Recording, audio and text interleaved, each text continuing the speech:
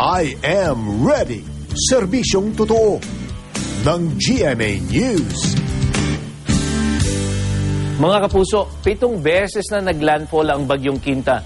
Ang pinakahuli ay kaninang madaling araw dyan sa may Coron, Palawan. Pero ang magandang balita mga kapuso, humina na ang Bagyong Quinta habang kumikilos palabas ng Philippine Area of Responsibility. At kung hindi magbabago po ang kilos nito ay inaasahang lalabasan ng PAR ang Bagyong Quinta mamayang gabi o bukas ng madaling araw.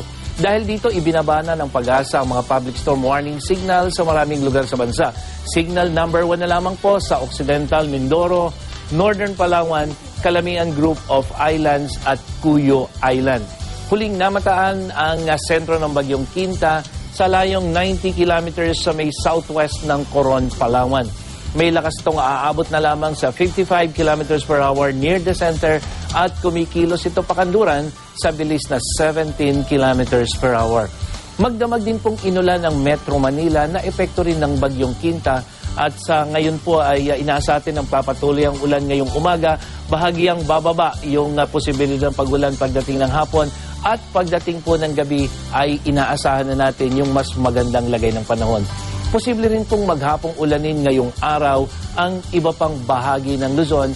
Lalong-lalo na po yung katamtaman hanggang malakas sa pag-ulan ang maasahan dito sa Bicol Region, Calabarzon, kasama na po mga probinsya ng Marinduque, Mindoro. Kaya maging handa po at alerto yung mga naninirahan sa mga posibleng pagbaha at landslide. Sa Visayas, magiging maulap po ang panahon na mayroon ding manakanakang pag-ulan.